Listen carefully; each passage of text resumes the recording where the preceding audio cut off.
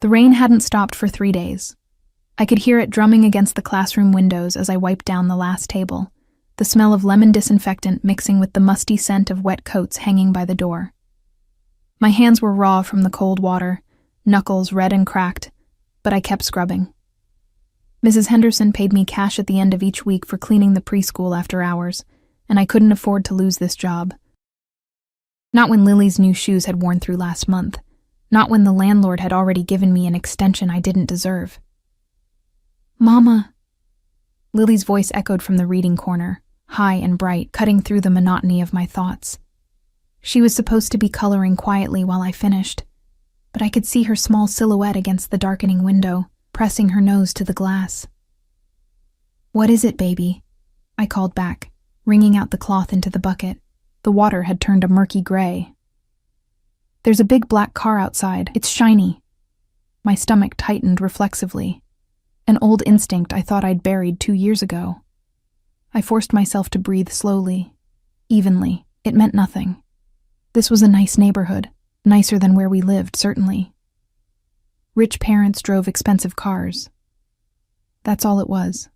"Come away from the window, sweetheart. We need to leave soon."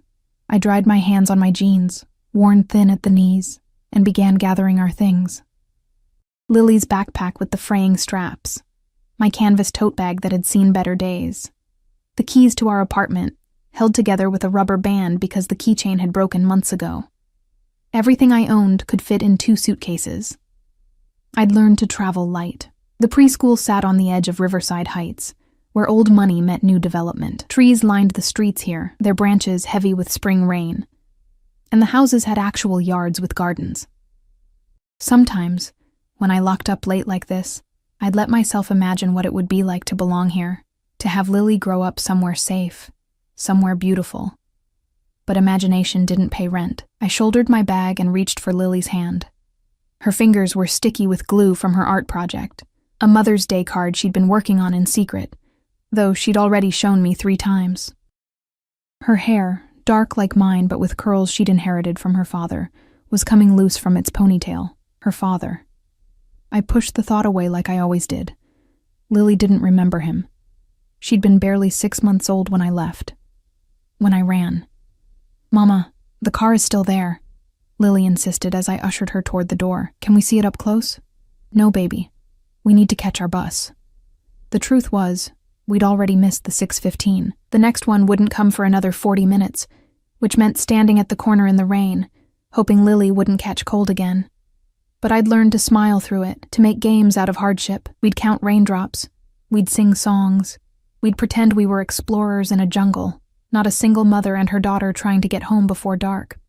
I locked the preschool door behind us, testing it twice like I always did, and stepped out into the damp evening air. The rain had softened to a drizzle, more mist than downpour, and the streetlights were just beginning to flicker on. Their orange glow made everything look hazy, dreamlike. That's when I saw it. The car Lily had mentioned sat directly across the street, idling at the curb. She was right.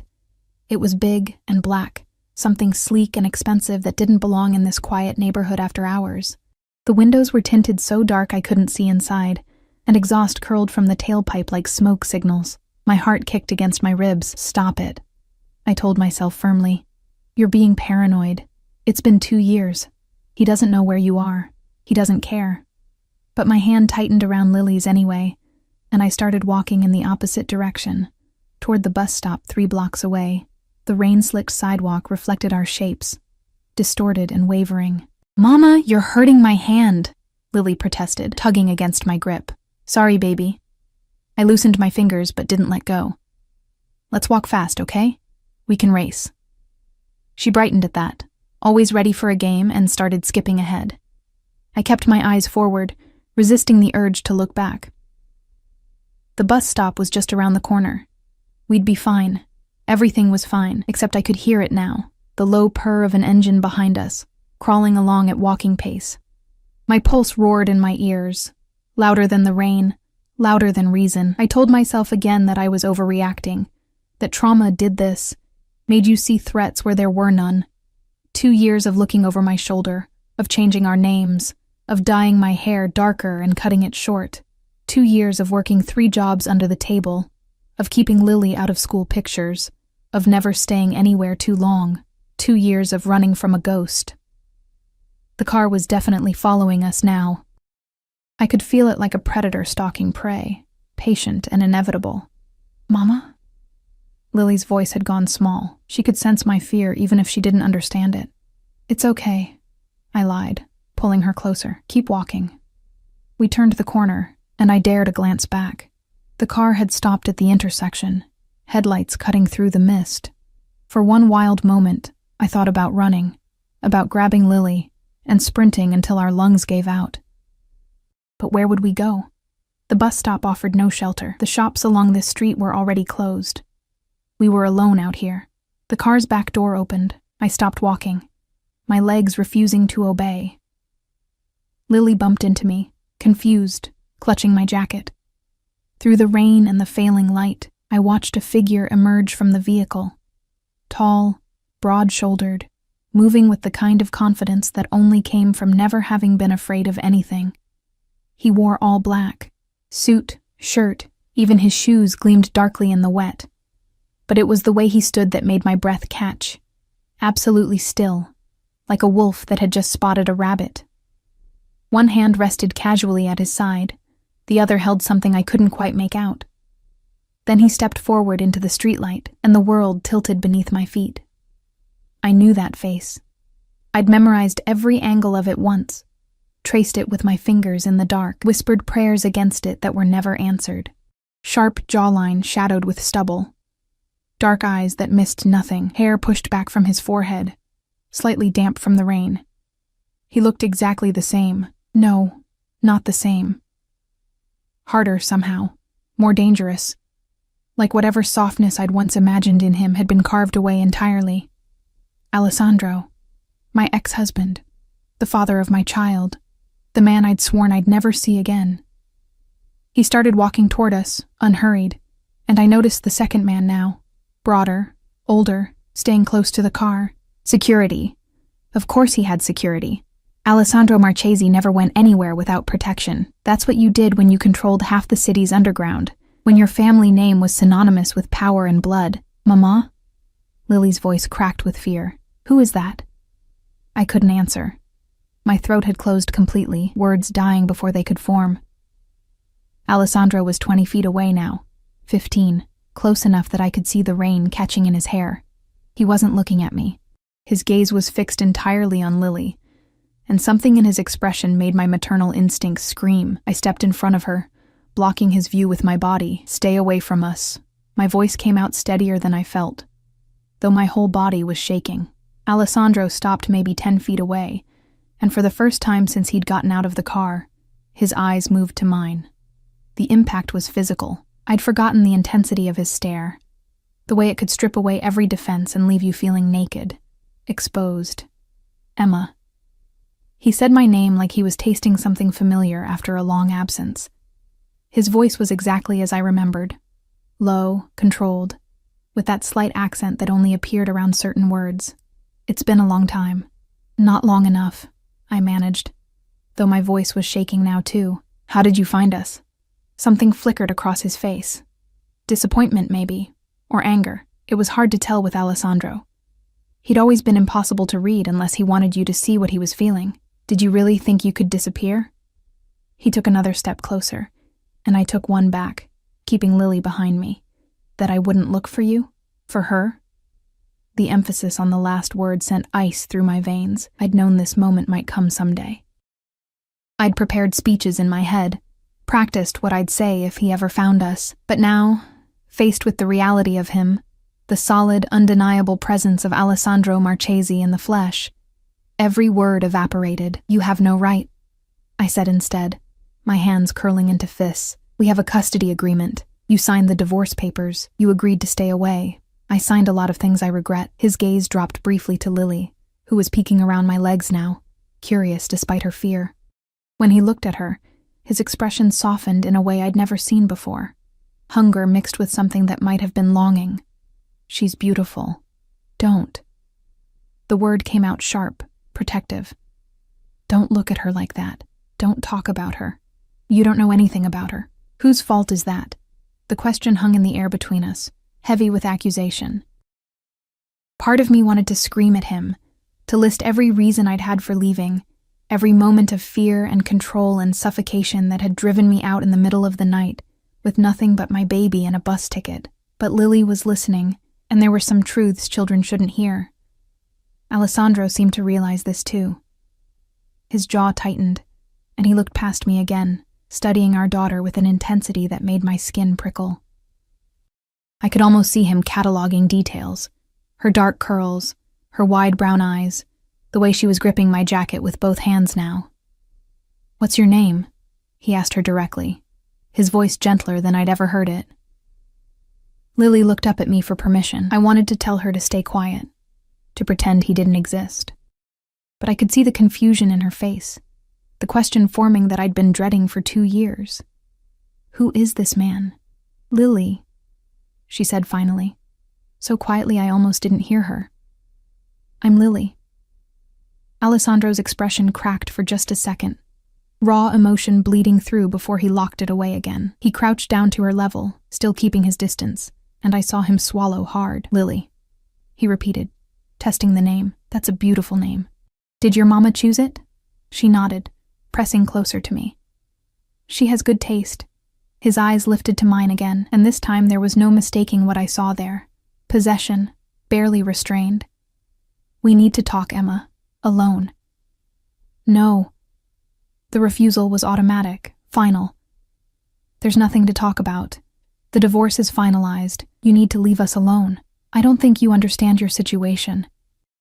Alessandro rose to his full height, and just like that, the dangerous man was back, the brief glimpse of vulnerability gone.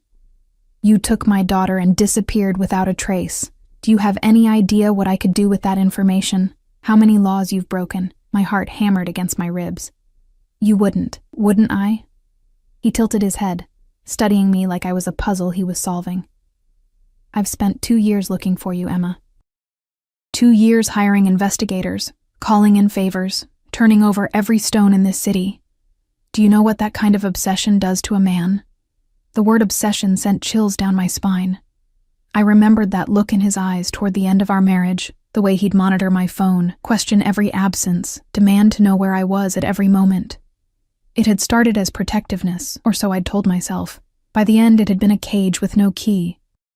"Lily," I said quietly, not taking my eyes off Alessandro. "Go wait by the bus stop. I'll be right there." "But, Mama..." "Now, baby. Please."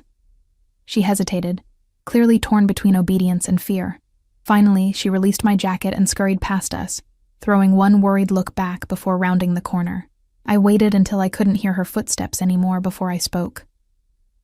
"Listen to me carefully," I said, keeping my voice low and controlled. "I left for a reason. A lot of reasons. And nothing has changed. I don't care how much money you have, or how many people you threaten. Lily is my daughter, and I will do whatever it takes to keep her safe." "Safe?" Alessandro's laugh was bitter. "You think living in poverty, moving from place to place, working yourself to exhaustion, you think that's keeping her safe? I saw where you live, Emma. That apartment building is a safety hazard. The neighborhood is dangerous, and you're so busy working 3 jobs that you barely see her." Heat flooded my face, shame mixing with anger. "You've been watching us."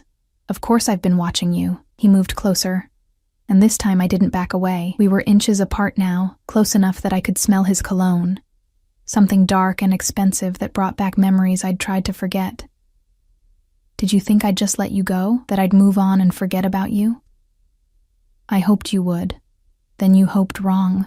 His hand came up, and I flinched instinctively. He froze, something like pain crossing his face, and lowered his arms slowly. "I'm not going to hurt you, Emma. I never hurt you. You didn't have to hit me to hurt me." The words hung between us, honest and brutal. Alessandro's jaw worked, his eyes searching mine for something I wasn't going to give him. "I want to know my daughter," he said finally. "I want to be part of her life." Is that really so unreasonable? Every instinct screamed at me to refuse, to grab Lily and run again, to disappear into the night like I'd done before. But I was tired, so desperately tired of running, of looking over my shoulder, of wondering when this moment would come. And standing here in the rain with Alessandro Marchesi staring at me like I was something he'd lost and finally found, I realized with sinking certainty that running wasn't an option anymore. He'd found us. He would always find us. "What do you want?" I asked, my voice barely above a whisper. Alessandro's expression shifted, something dark and satisfied sliding into place. He stepped even closer, until I could feel the warmth radiating from his body despite the cool evening air. "I want what's mine," he said simply. "And make no mistake, Emma, you were always mine, both of you." Before I could respond, before I could process the weight of those words, he reached into his jacket and pulled out what he'd been holding earlier, an envelope, thick and official-looking. "A car will pick you up tomorrow morning," he said, pressing it into my hands. 9 o'clock. "Don't make me come get you." Then he turned and walked back to the sleek black car, leaving me standing alone in the rain with an envelope that felt like a death sentence, and a future that had just collapsed into something I couldn't control. I didn't sleep that night.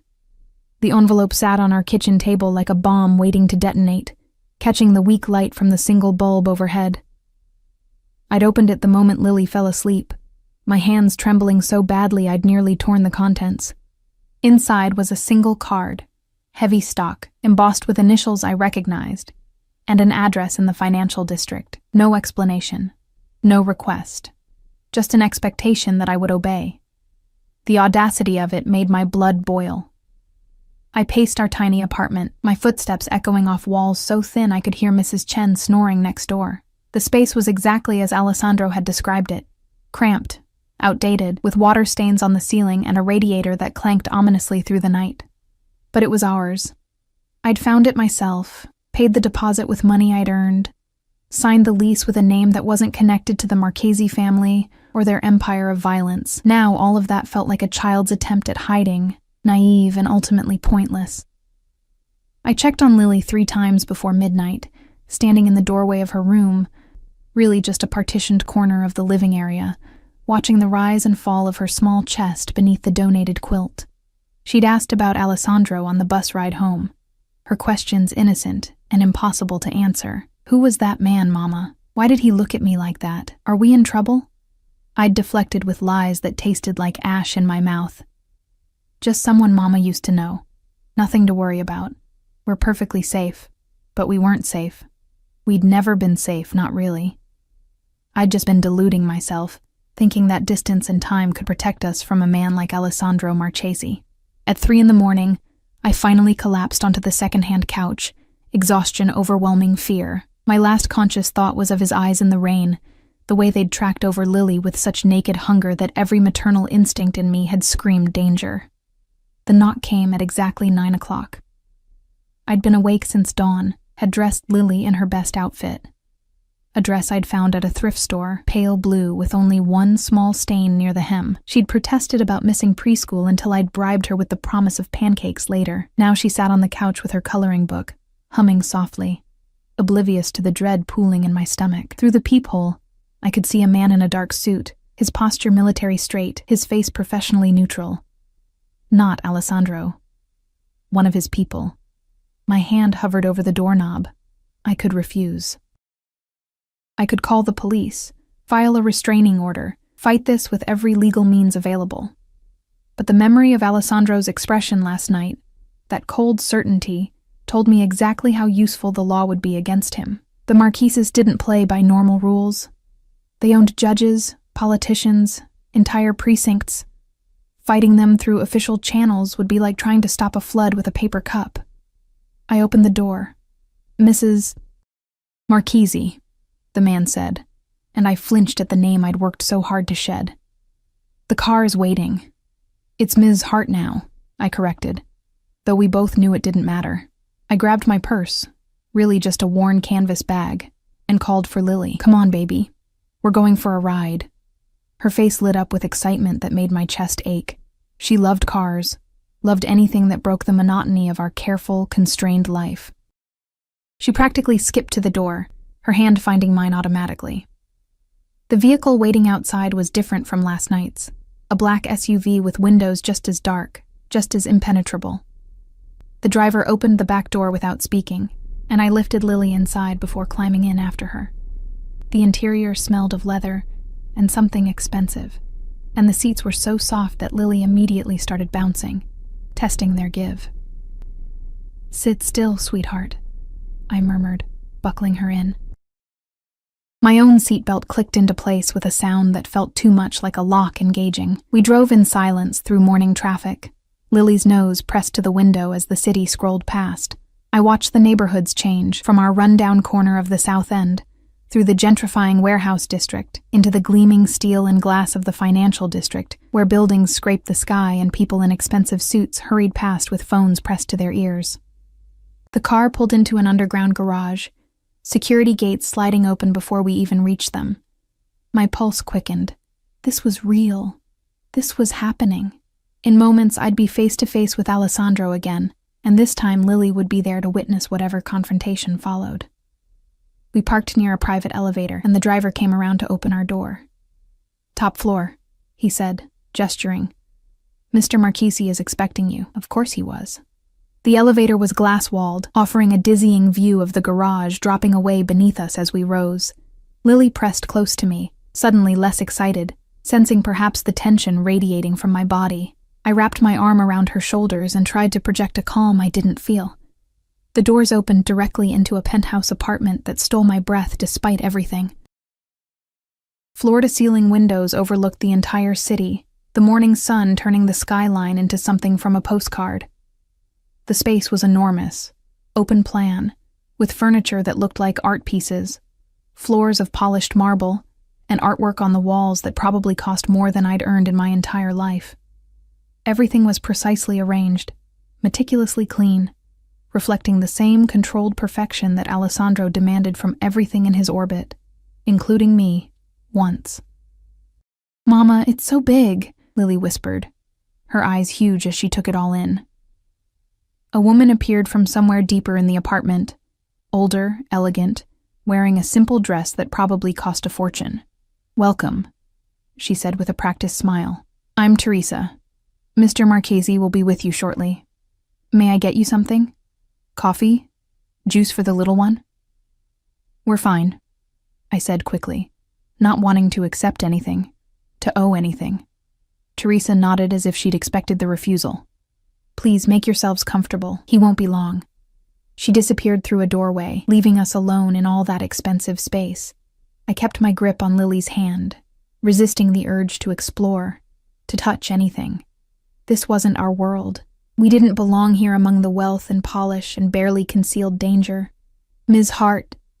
His voice came from behind us, and I spun around, my heart leaping into my throat. Alessandro stood in the entrance to what looked like a home office, and the sight of him in daylight, in his own space, was somehow more intimidating than last night's rain-soaked encounter. He wore another suit, charcoal gray this time, perfectly tailored to his frame, and his hair was still damp from a recent shower. He looked powerful, untouchable, and when his gaze landed on Lily, his entire expression transformed into something softer, hungrier. "Thank you for coming," he said, though we both knew I hadn't had a choice. Lily pressed against my leg, suddenly shy.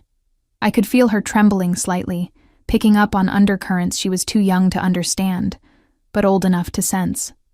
Alessandro seemed to notice. He crouched down, the same movement from last night, bringing himself to her eye level. "Lily, right? Your mama told me your name." She nodded mutely, her fingers twisting in my jeans. "I have something for you," he continued, his voice gentle in a way that made my chest constrict with old memories. "Would you like to see?" "Alessandro," I started, but he was already standing, moving toward the office. He returned with a stuffed animal, a rabbit, pristine white with a pink nose and impossibly soft-looking fur. The kind of toy I could never afford, the kind that came from boutiques with names I couldn't pronounce.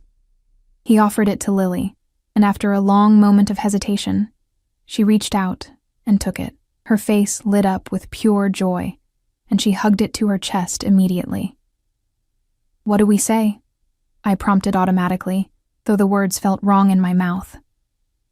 "Thank you," Lily whispered to Alessandro, and something in his face cracked open. Just for a second, before he smoothed it away. "You're welcome, Piccola."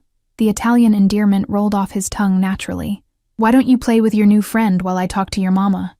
Teresa will show you where the toys are." As if summoned, Teresa reappeared, her smile warm and genuine now as she extended a hand to Lily. "Come with me, sweetheart. We have a whole room full of things that need someone to play with them." Every instinct screamed at me to refuse, to keep Lily close. But I could see the calculation in Alessandro's eyes. He'd arranged this specifically, created a scenario where I'd have to let her go, or make a scene that would upset her. Trapped, I nodded reluctantly. Lily looked back at me once, her new rabbit clutched in her arms. And then she was gone, following Teresa deeper into the apartment. The sound of their footsteps faded, and suddenly, I was alone with Alessandro, in all that vast, expensive space. "You manipulative bastard," I said quietly. Once I was sure Lily couldn't hear, he had the audacity to smile, a real smile, not the careful masks he usually wore. "I prefer strategic. Coffee?" "I don't want your coffee. I want to know what this is about, what you want from us." Alessandro moved to the windows, his back to me, and for a moment he just stood there, silhouetted against the bright morning sky. When he spoke, his voice was different, less controlled, rougher around the edges. "I want to know her. I want her to know me." He turned, and the intensity in his eyes made me take an involuntary step back. "She's my daughter, Emma, my blood. Do you have any idea what it's been like, knowing she existed somewhere and I couldn't find her? Couldn't protect her?" "Protect her?" The laugh that escaped me was bitter. "From what? From you?" "That's exactly what I was doing, Alessandro.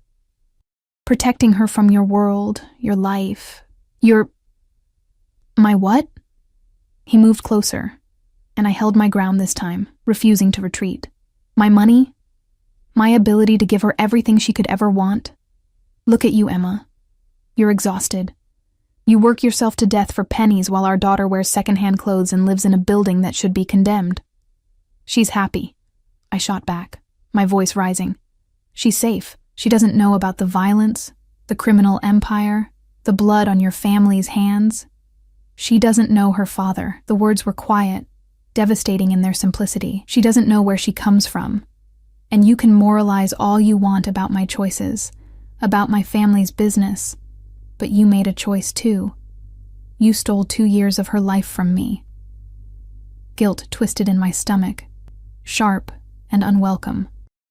I'd known this argument would come, had prepared counterpoints, but standing here with him, seeing the genuine pain beneath his controlled exterior, my certainty wavered.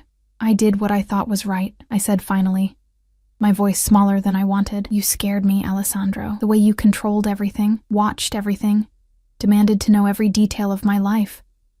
It was suffocating, and when Lily was born, when I saw how you looked at her like she was another possession to own..." "I was trying to keep you safe," he interrupted, his jaw tight. "Both of you. Do you have any idea how many people would love to get their hands on a Marchese wife? A Marchese child? The threats I dealt with that you never knew about? I never asked for that kind of protection. You didn't have to ask. It came with my name, with my ring." His hand moved unconsciously to his left hand, and I noticed for the first time that he still wore his wedding band. The sight of it sent a jolt through my system. "When you left, you didn't just take my daughter. You took my wife, my family, everything that mattered. We're divorced," I reminded him, though my voice shook. "That ring doesn't mean anything anymore. Doesn't it?" He closed the distance between us in 2 strides, and suddenly he was right there, close enough that I could see the flecks of gold in his dark eyes, smell that cologne that haunted my dreams. "Tell me something honestly, Emma. In 2 years, have you thought about me?" I wanted to lie. God, I wanted to lie so badly. But the truth was written all over my face, in the way my breath caught, in the way I couldn't quite meet his eyes. "Every day," I whispered. "I've thought about you every day, and hated myself for it." Something fierce and possessive flashed across his features. His hand came up slowly, giving me time to move away, and when I didn't, He cupped my face with a gentleness that seemed impossible from a man like him. "I've done things I'm not proud of," he said, his thumb tracing my cheekbone. "Built an empire on fear and loyalty and occasionally blood. But everything I've done, every choice I've made since the day I met you, has been about keeping you safe, about building something strong enough that no one could ever hurt what's mine. I'm not yours anymore, aren't you?" His voice dropped lower, intimate. "Then why are you trembling? Why haven't you pulled away?" "Because I was weak. Because despite everything, despite 2 years of running and rebuilding and promising myself I was over him, one touch from Alessandro Marchesi, and I was drowning all over again. I forced myself to step back, breaking contact. This doesn't change anything. You can't just show up and expect us to fall back into your life. Lily doesn't know you. She doesn't understand who you are or what you do. Then let me show her." His hand dropped to his side, but his eyes never left mine. "Let me be part of her life. Let me give you both the security, the comfort, the protection you deserve. In exchange for what?" I crossed my arms, trying to hold myself together. "What's the price, Alessandro? Because I know you. There's always a price." He smiled, but it wasn't a nice smile. It was the smile of a predator who'd just cornered its prey. "Move back in," he said simply. "You and Lily, into this apartment. Under my protection. Let me be a father to her. Let me be a husband to you again." The floor seemed to tilt beneath my feet. "You can't be serious." "I've never been more serious about anything in my life." He moved to a side table, picked up a folder I hadn't noticed before, and held it out to me. "These are the custody papers my lawyers drew up. If you refuse, I'll file for joint custody through the courts. And Emma, with my resources, my connections, I'll win. You'll lose at least half your time with her, maybe more given your current living situation." My hands shook as I took the folder, opened it. The legal language swam before my eyes, but certain phrases stood out. Primary custody, supervised visitation, unfit living conditions. "This is blackmail," I breathed. "This is reality." He watched me process it, his expression unreadable. "You can fight me and lose Lily anyway. Spend whatever time you have left with her in courtrooms and custody battles. Or you can be smart. Move in here. Let me provide for both of you, and we'll figure out the rest as we go." "Figure out what?" I looked up at him, my vision blurring with angry tears. "How to pretend we're a family, how to explain to Lily why her mother is trapped in a penthouse with a man she's terrified of. Are you?" He moved closer again, and this time I did back up, my spine hitting the window. "Terrified of me?" "Yes." "No." I didn't know anymore. What I felt looking at Alessandro was too complicated, too tangled up in memory and desire and self-preservation to name properly. "What I'm terrified of," I said carefully, "is losing myself again, losing who I've become in the last 2 years. I don't want to change you." His hand came to rest on the window beside my head, caging me in without actually touching me. "I just want you home, where you belong, where you're safe." "Safe," I repeated, the word bitter on my tongue. "Is that what you call this? Forcing me into a decision where all my options lead back to you?" "I call it doing whatever it takes to keep my family together." And there it was, the core truth of Alessandro Marchesi. He didn't see manipulation, didn't recognize the prison he was building around us. In his mind, this was love. This was protection. This was him being generous, giving me a choice instead of simply taking what he wanted. The truly terrifying part was how much a small, twisted piece of me wanted to give in. Laughter drifted from somewhere deeper in the apartment. Lily's laughter, bright and carefree. The sound of my daughter happy in a way she so rarely was in our cramped, threadbare life. The sound of possibility, of comfort, of all the things I couldn't give her no matter how hard I worked. Alessandro heard it too. His eyes softened, tracking toward the sound. "She deserves better than what you can provide alone," he said quietly. "You both do. Why is it so hard to accept help?" "Because help implies choice," I shot back. "This is coercion. Call it whatever you want." He finally stepped back, giving me space to breathe. "But you have until tomorrow to decide. Either you and Lily move in here willingly, or I file the custody papers and we let the courts decide. Your choice, Emma. That's not a choice. It's the only one you're going to get." I didn't go home. Instead, I asked Teresa to call us a taxi, ignoring Alessandro's pointed offer of his driver. Lily chattered the entire ride back to our apartment, clutching her new rabbit and describing in elaborate detail the room full of toys she'd discovered. A dollhouse taller than she was, books with actual golden edges, a rocking horse that looked like it belonged in a museum. And Teresa said I could come back anytime I wanted, she finished, her eyes shining. Can we, Mama? Can we go back? I made a non-committal sound, staring out the window as our neighborhood came into view. The contrast was brutal. Broken streetlights, graffiti on the walls, a group of men smoking on a corner who tracked our taxi with predatory interest. This was the reality Alessandro wanted me to see. The reason his ultimatum felt less like a threat and more like an inevitability. Inside our apartment, the walls seemed to close in tighter than before. I sent Lily to wash her hands and then stood in the middle of our tiny living space, the custody papers burning a hole in my bag. 24 hours to decide. 24 hours to choose between the devil I knew and the poverty that was slowly grinding me down. My phone buzzed. An unknown number, but I knew who it was before I even looked. Think about what's best for her, not your pride. I wanted to throw the phone across the room. Instead, I turned it off and shoved it in a drawer. The rest of the day passed in a haze of normalcy that felt surreal. I took Lily to the park. The small, sad one 3 blocks away with broken swings and cigarette butts in the sandbox. I made us dinner from whatever was left in the pantry, pasta with butter and the last can of sauce. I read her stories before bed, my voice steady even as my mind raced with impossible calculations. After she fell asleep, I pulled out the custody papers again and actually read them this time.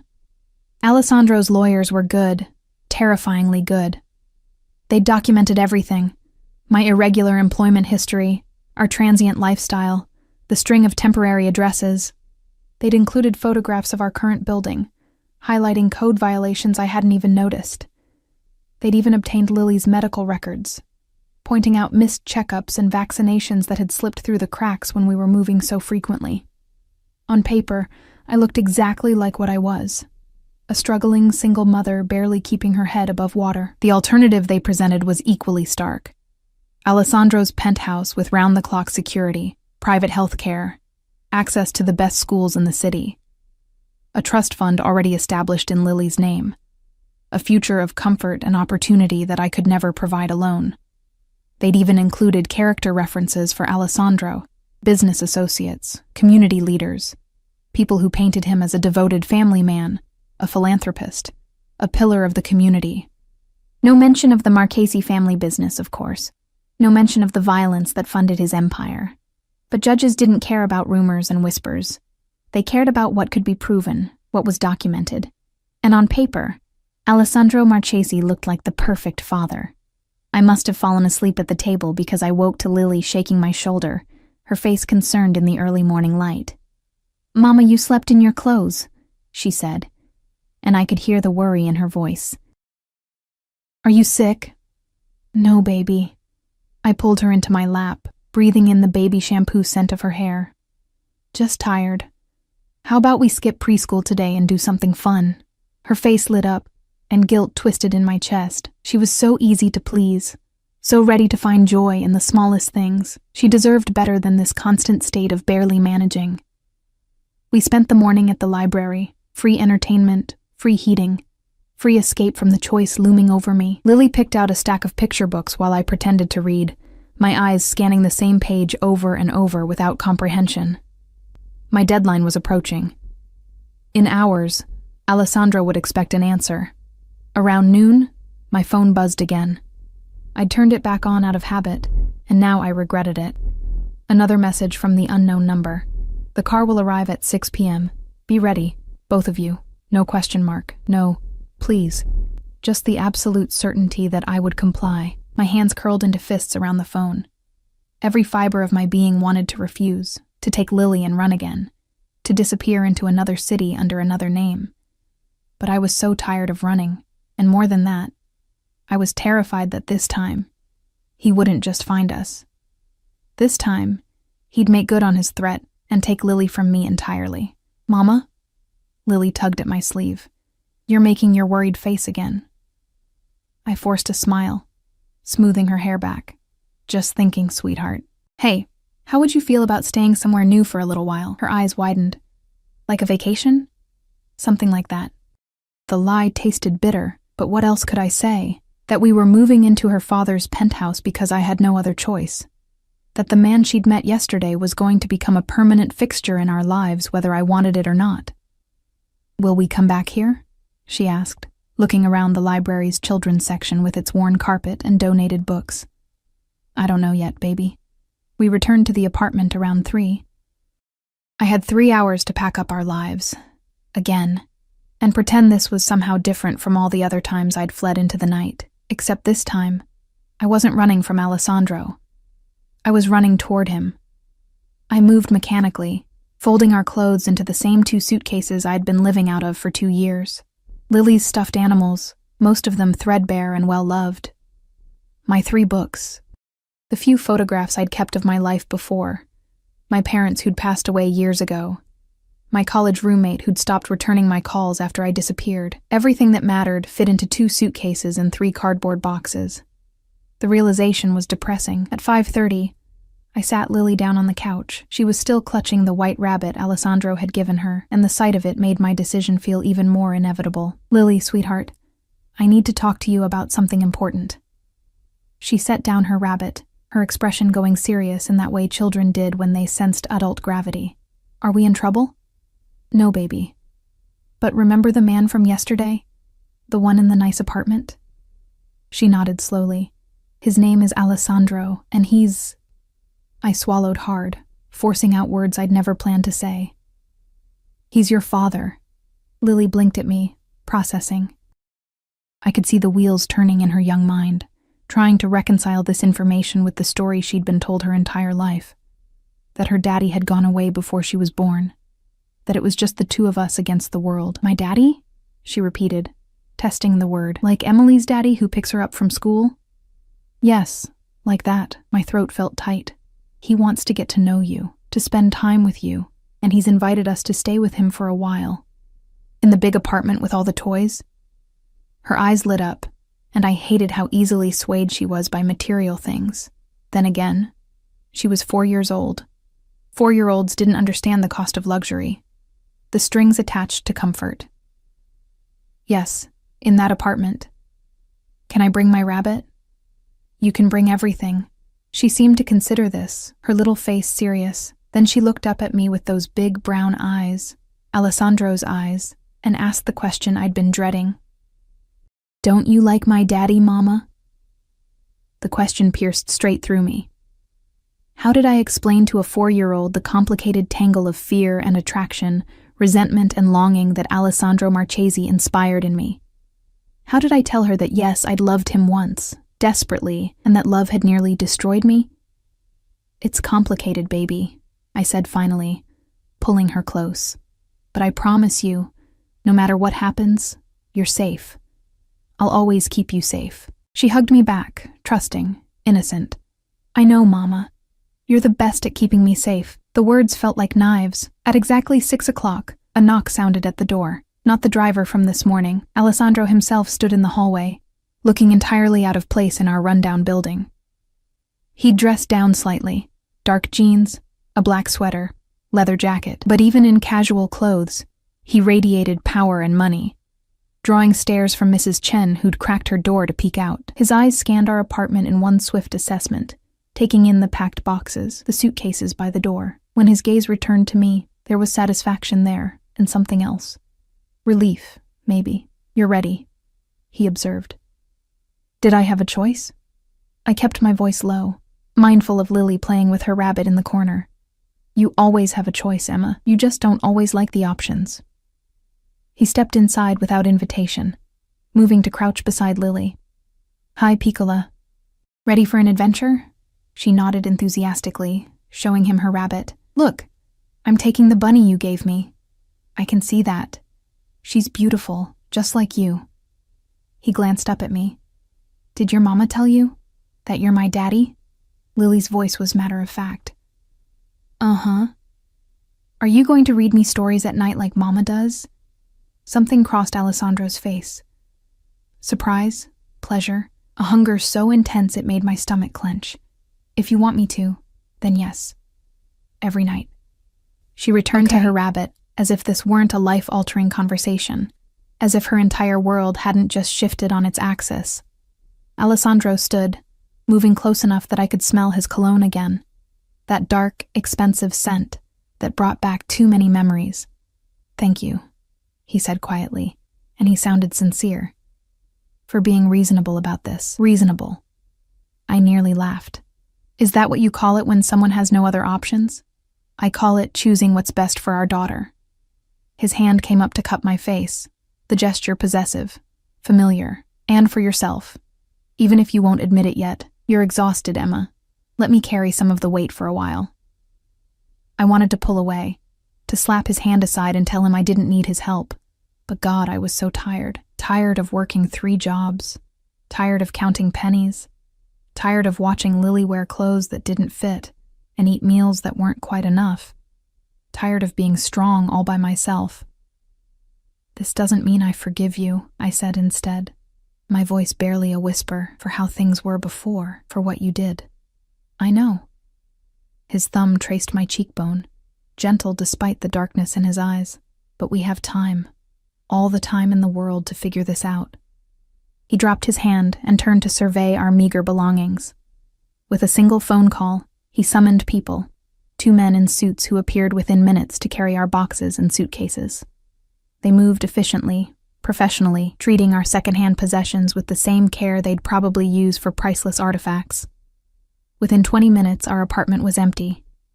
Mrs. Chen watched from her doorway as Alessandro ushered us into the hallway, Lily holding his hand now with complete trust. I locked the door one final time, and the click of the deadbolt felt like the closing of a chapter, or the sealing of a cage. The SUV waited downstairs, its engine purring. Alessandro lifted Lily into her car seat himself, buckling her with surprising competence. And I wondered how much he'd learned about children in the 2 years of searching for us. How many parenting books had this dangerous man read, trying to prepare for a daughter he'd never met? I slid into the back seat beside Lily, and Alessandro took the front passenger seat, speaking quietly to the driver in Italian. As we pulled away from the curb, I watched our building recede in the side mirror. Peeling paint, broken mailboxes, iron bars on the windows. It had been a prison of poverty, but it had been my prison, my choice. Now I was trading it for a golden cage, and I didn't know if that made me smart or utterly foolish. Lily fell asleep during the drive, her head lolling against my shoulder. Her rabbit clutched to her chest. Alessandro kept turning around to check on her, his expression soft in a way I'd never seen during our marriage. Fatherhood had changed him, or at least the idea of it had. Whether that change ran deeper than surface affection remained to be seen. We arrived at the financial district building as twilight was settling over the city. The underground garage felt like entering a secret world, all concrete and shadows and the echo of expensive cars. Alessandro carried Lily while I followed with her rabbit, and I noticed the security measures I'd missed before. Cameras in every corner, guards at strategic points, reinforced doors that required key cards and codes. This was Alessandro's fortress, his kingdom. And I was walking into it willingly, bringing our daughter with me. The penthouse felt different at night, less intimidating somehow, the floor-to-ceiling windows now reflecting our images back at us rather than displaying the city. Alessandro carried Lily straight to a bedroom I hadn't seen before, decorated in soft purples and pinks, with a canopy bed that looked like something from a fairy tale, shelves full of books and toys, even a small table set for tea parties. He'd prepared for this, for us. The realization sent chills down my spine. "When did you do all this?"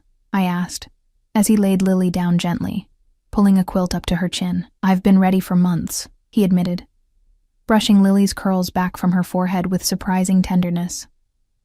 "Every time I got a lead on where you might be, I hoped it would be the one that brought you home. As if this place could ever be that."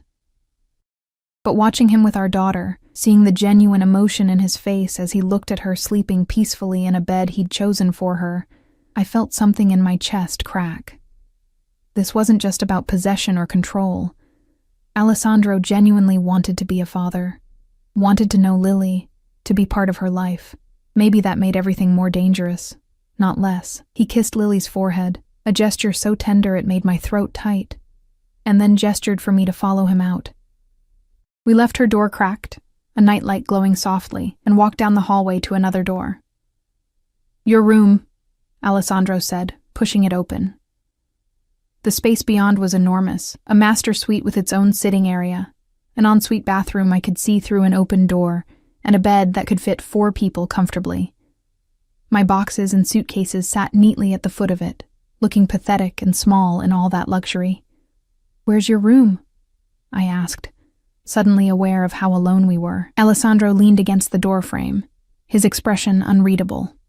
"Next door. Connected through the bathroom, but I had them install a lock on your side. You can use it whenever you want. I won't come in uninvited." The promise should have reassured me. Instead, it just reminded me how thoroughly he'd planned this, how every detail had been considered and arranged to make me feel simultaneously comfortable and trapped. "What now?" I asked, exhaustion finally catching up with me. "What are the rules of this arrangement?" "There are no rules, Emma. This is your home, yours and Lily's." He pushed off the doorframe, moving closer. "All I ask is that you give this a chance. Give me a chance to be the father she deserves, the husband you needed. We're not married anymore." A technicality. His hand came up to tuck a strand of hair behind my ear, the gesture intimate, familiar. We never stopped being bound to each other. You know that as well as I do. I did know it. That was the problem. 2 years apart, and one touch from him still made my pulse race, still made me remember nights when his hands had mapped every inch of my body, when his voice whispering my name had been the only thing that mattered. "I need time," I said, stepping back before I did something stupid like lean into his touch, to adjust, to figure out how this works. "Take all the time you need." He moved toward the door, then paused. "But Emma, don't make the mistake of thinking you can leave again. This time, I won't let you go." It wasn't a threat. It was a promise. And as I watched him disappear down the hallway, I wondered if I'd just made the biggest mistake of my life, or if, somehow, this was exactly where I was supposed to be all along. The first week passed in a strange, dreamlike haze. Lily adapted with the easy resilience of childhood, delighted by her new room, the endless toys, the attention Alessandro lavished on her. He was careful with her, gentle, patient, learning her quirks and preferences with an intensity that would have been touching if it weren't slightly obsessive. He memorized which stories she liked best, how she preferred her sandwiches cut, that she was afraid of the dark but too proud to admit it. I watched them together with a knot of complicated emotions in my chest. Pride that Lily had her father. Fear of what that meant. Resentment that Alessandro was so naturally good at this. As if the 2 years he'd missed hadn't mattered at all. And underneath everything, a traitorous warmth when I caught him looking at me over Lily's head, his expression unguarded for just a moment. Teresa became a fixture in our lives, cooking elaborate meals I didn't have to worry about, doing laundry I didn't have to wash by hand, freeing up time I'd never had before. At first I'd tried to refuse her help, clinging to my independence. But Alessandro had been firm. "Let her do her job, Emma. You've spent 2 years doing everything alone. Let yourself rest." So I did. And I hated how good it felt. The penthouse had become less intimidating as I learned its rhythms. Alessandro left early most mornings, returning for dinner without fail. He never discussed his business in front of Lily. Never took calls during meals, never let his other life intrude on the carefully constructed domesticity he was building. But I saw the signs anyway, the tension in his shoulders when his phone buzzed with certain messages, the hushed conversations in Italian with men who appeared at odd hours, the way his security detail doubled whenever we left the building, which wasn't often. One night, after Lily was asleep, I found Alessandro in his office. The door was open, an invitation I wasn't sure I should accept. He sat behind an enormous desk, reading glasses perched on his nose, papers spread before him. The glasses surprised me. I'd never seen him wear them before. "She asked about school today," I said from the doorway. Alessandro looked up, and even with the glasses, his gaze was sharp. "What did you tell her?" "That we'd talk about it." I stepped inside, my bare feet silent on the hardwood. I'd gotten comfortable here despite myself, wearing the silk pajamas Alessandro had bought without asking my size, knowing somehow that they'd fit perfectly. She needs structure, Alessandro. Friends her own age, normalcy. I've already enrolled her in St. Catherine's Academy. They have an opening in their pre-kindergarten program. He removed his glasses, setting them aside. Best security in the city, small class sizes, vetted teachers. You enrolled her without asking me? I knew you'd agree once you thought about it rationally. He stood, moving around the desk with that predatory grace I'd never gotten used to. She starts Monday. I've arranged for a driver to take you both, and there will be security. No, the word came out sharper than I intended. If you want her to have a normal childhood, you can't surround her with bodyguards. The other children will notice. She'll be marked as different. Alessandro's jaw tightened. She is different. She's my daughter. That makes her a target. To who? Your enemies? The people you've crossed in your business dealings? I crossed my arms, anger rising. Maybe if you weren't involved in, careful. His voice went cold, dangerous. You don't know anything about what I do or why I do it. You made sure of that when you left. I left because I couldn't breathe. The words burst out of me. 2 years of pent-up frustration finally finding release, because every decision was made for me, every move monitored, every friend questioned. You didn't have a wife, Alessandro. You had a possession. Something flickered in his eyes. Hurt, maybe, or anger. It was hard to tell with him. He moved closer, and I held my ground even though my instincts screamed to retreat. Is that what you think? His voice was low, controlled. That you were just a possession to me, weren't I? I challenged. Everything about our marriage was about control. What I wore, where I went, who I saw. You said it was for my protection, but it was really about ownership. About making sure nothing and no one could take me away from you. And they didn't. He was right in front of me now, close enough that I could feel the heat radiating from his body until you took yourself away, until you disappeared in the middle of the night like I was some kind of monster you needed to escape. You scared me, I whispered, the admission costing me. The intensity of your feelings, the way you watched me constantly, the way you'd get when other men even looked at me. It was too much. I felt like I was drowning. Alessandro's hand came up to cup my face, his thumb tracing the line of my jaw. I loved you, he said simply. I still love you. And yes, maybe I held on too tight. Maybe I didn't know how to love someone without trying to protect them from everything, including themselves. But Emma, his voice dropped lower, more intimate. I never wanted to cage you. I wanted to keep you safe. Those can be the same thing. They don't have to be. His other hand found my waist, and I knew I should step back, should maintain distance, should remember all the reasons I'd left. But my body betrayed me, leaning into his touch like a flower toward sunlight. Stay with me, Emma. Not because you have to, but because you want to. Let me prove I can be different, that we can be different. Alessandro. I started, but he cut me off with a kiss. It wasn't gentle. It was 2 years of longing and frustration, and desperate need compressed into a single moment of contact. His mouth claimed mine with a possessiveness that should have terrified me, but instead set every nerve ending on fire. My hands found his chest, and I couldn't tell if I was pushing him away or pulling him closer. He broke the kiss first, breathing hard, his forehead resting against mine. Tell me you don't feel this, he demanded. Tell me you don't still want me and I'll back off. I'll give you space, time, whatever you need.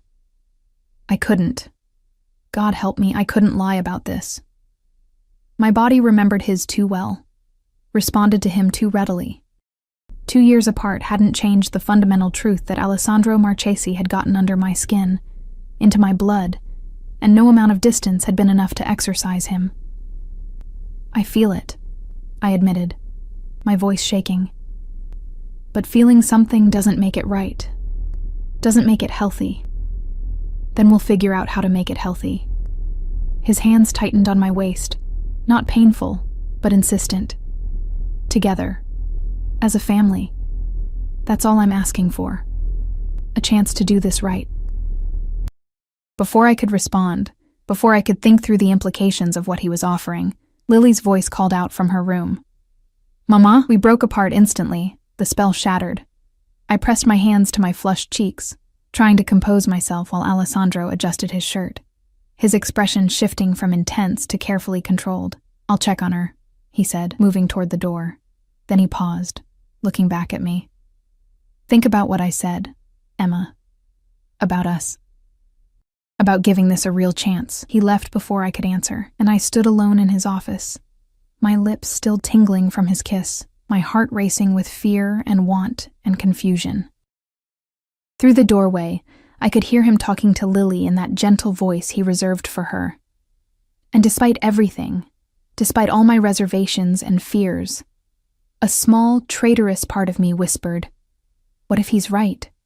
What if we could make this work?" I pushed the thought away and headed back to my room, locking the bathroom door between our spaces like I did every night.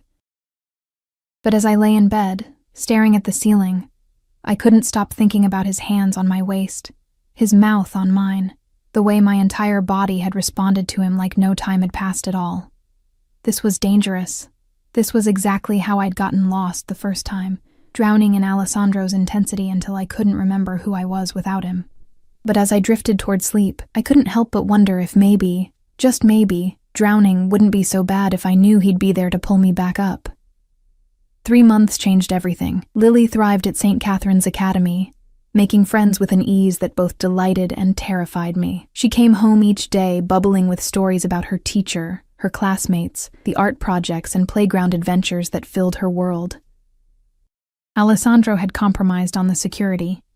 One discreet guard who stayed in the car during drop-off and pickup, invisible to the other children but close enough to intervene if needed. I'd started working again too, though not out of necessity. Alessandro had made it clear that money wasn't an issue, that I could focus entirely on Lily if I wanted, but I needed something that was mine, some piece of independence in this gilded life he'd built for us. So I'd taken a part-time position at a gallery in the arts district, curating exhibitions and working with artists who reminded me of the person I'd been before marriage and motherhood had redefined me. Alessandro hadn't objected. In fact, he'd seemed pleased, proud even, when I'd told him about the job. "You should do what makes you happy," he'd said. And I'd searched his face for the controlling man I remembered, but I'd found only sincerity. He was different now. Or maybe I was seeing him differently. The protectiveness was still there, would always be there, woven into the fabric of who he was, but it manifested in subtler ways. He asked about my day instead of demanding an itinerary. He trusted me to make decisions about Lily's schedule, her activities, her life. When I went out with colleagues after work, he texted to make sure I was safe, but didn't send a car to follow me. It was progress. Real, tangible progress. And the chemistry between us? That hadn't dimmed at all. If anything, it had intensified, simmering beneath every casual touch, every shared glance across the dinner table, every good night that ended with him walking me to my door, but never crossing the threshold. He was keeping his promise, not coming in uninvited, giving me time and space to decide what I wanted. The problem was, I was starting to know exactly what I wanted, and it terrified me. It happened on a Saturday in late autumn. Alessandro had taken the day off, a rarity, and suggested we go to the park as a family. The word had slipped out naturally, and neither of us had corrected it. We were a family, whether I was ready to admit it or not. Riverside Park was spectacular in October, the trees ablaze with color, the air crisp and clean. Lily ran ahead, her laughter carrying back to us as she chased falling leaves. Alessandro and I walked behind her, close enough that our shoulders brushed occasionally, far enough that we maintained the careful distance we'd been preserving for months. "She's happy," Alessandro said, watching Lily with an expression that made my chest ache. "Really happy. I see it in her eyes every day." "She is," I agreed. "This life, what you've given her, it's more than I ever could have provided alone. What you gave her was more important." He looked at me, and the intensity in his gaze made my breath catch. "You gave her love, security, a mother who would do anything to protect her. That's worth more than any amount of money. Even when it meant keeping her from you?" The question had haunted me for months. The guilt of those stolen years, of Lily's first words and first steps that Alessandro had missed. of a bond that should have formed naturally, but had to be built from scratch. Alessandro was quiet for a long moment, his eyes tracking Lily as she climbed onto a low stone wall, balancing carefully. "I was angry at first," he admitted. "Furious that you'd taken that time from me.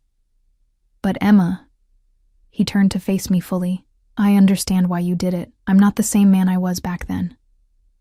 Fatherhood has changed me. You leaving changed me. It forced me to look at who I was, what I'd become, and I didn't like what I saw. What do you see now?" I asked softly. "A man trying to be better, for his daughter, for the woman he never stopped loving." His hand found mine, fingers lacing together with a rightness that made my heart skip. "I know I can't erase the past. Can't take back the ways I hurt you, controlled you, made you feel trapped. But I can promise you a different future. One where you're my partner, not my possession. Where we make decisions together, where you're free to be whoever you want to be."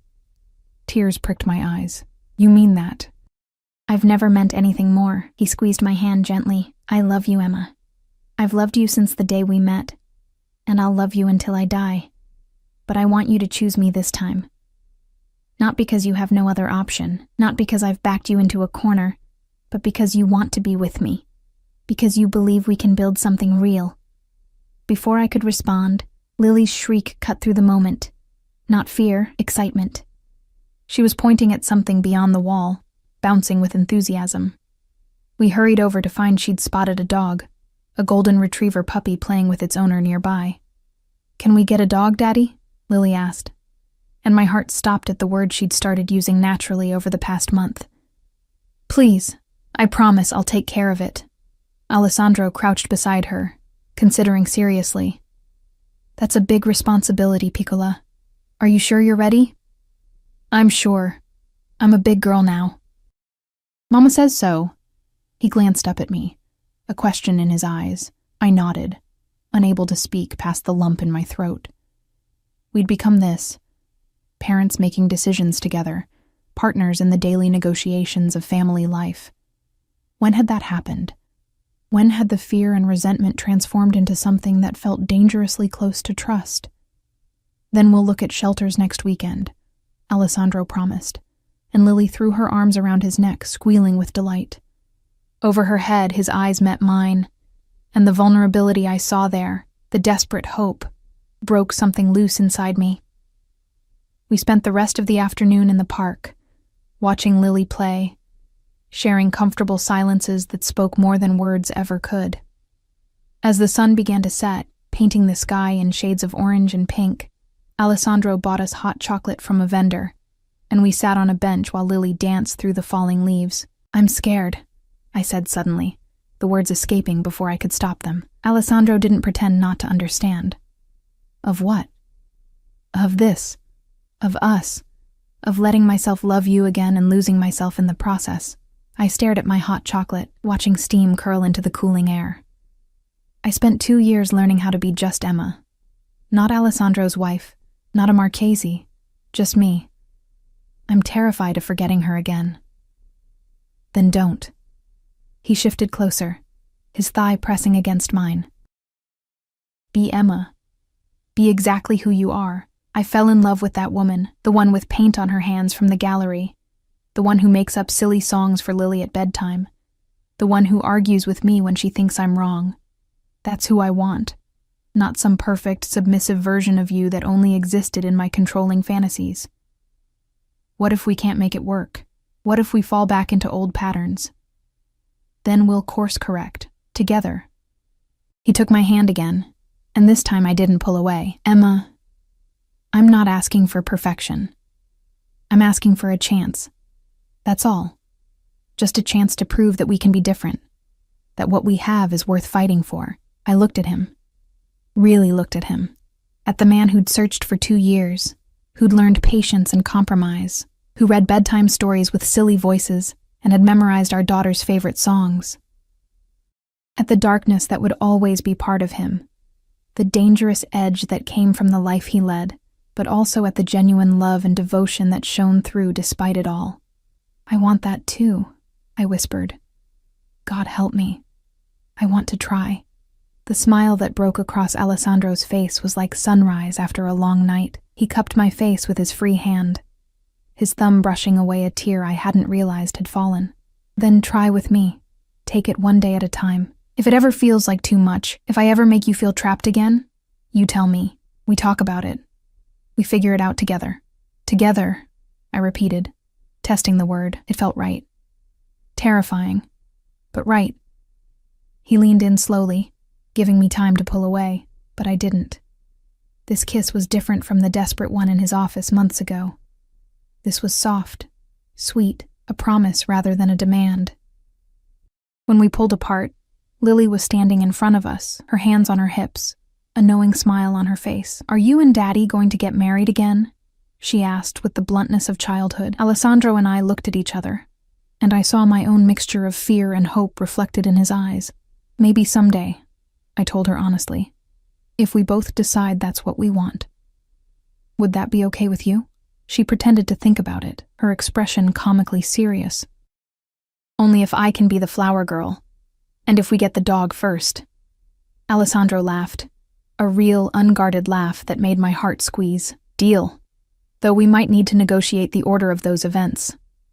We walked home as the streetlights began to flicker on, Lily between us holding both our hands, swinging her arms and singing off-key. Anyone watching would have seen a perfect family portrait. Wealthy, happy, complete. They wouldn't have seen the complicated history, the hurt and healing, the careful negotiation of boundaries and trust.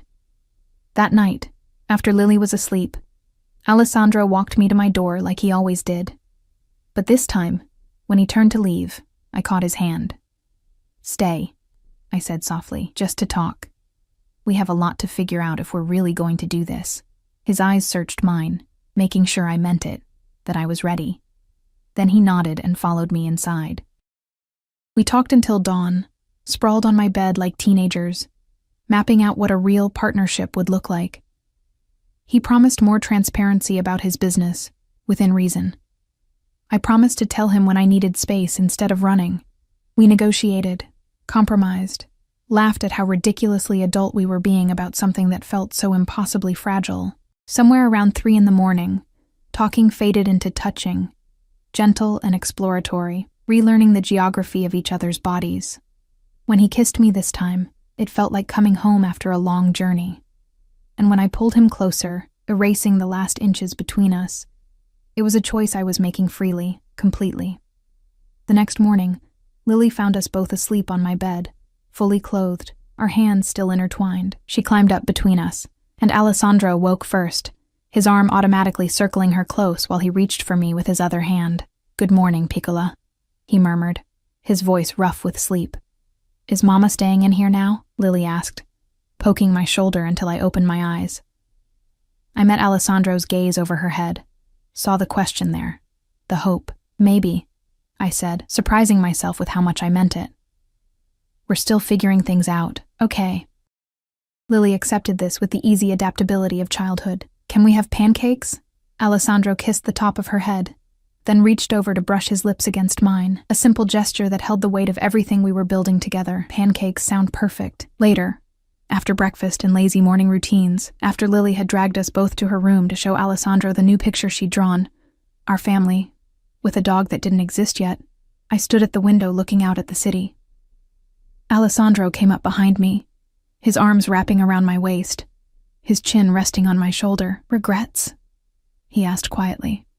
I leaned back into him, feeling the solid warmth of his body, the steady beat of his heart against my back. 3 months ago, this would have felt like a cage. Now it felt like an anchor, something to hold on to rather than something holding me down. "No regrets," I said, covering his hands with mine. "Just hope, and maybe a little fear, but the good kind. The kind that means something matters enough to be scary. I'll take that." He pressed a kiss to my temple. "As long as you're here, as long as we're trying, I'll take whatever you can give me." Outside, the city stretched endlessly, full of possibilities and dangers, beautiful and brutal in equal measure. But standing here in Alessandro's arms, with our daughter playing happily in the next room, I realized something fundamental had shifted. I wasn't running anymore. I wasn't hiding. I was choosing to stay, to fight for this fragile, complicated, impossibly precious thing we were building. Not because I had to, but because I wanted to. Because Alessandro Marchesi, dangerous, possessive, impossible Alessandro, had proven he could change, that he could love me without caging me, protect me without smothering me. And maybe, just maybe, that was enough to build a future on. 3 months had changed everything. But it was the promise of what came next, the years of growth and compromise, of laughter and challenges, of being partners and parents and people who chose each other every single day, that made my heart full. We weren't perfect. We'd stumble, argue, need to recalibrate our boundaries again and again, but we'd do it together, and that made all the difference. "I love you," I said, turning in his arms to face him. "I'm still scared, and I'm still figuring this out, but I love you. I think I always have."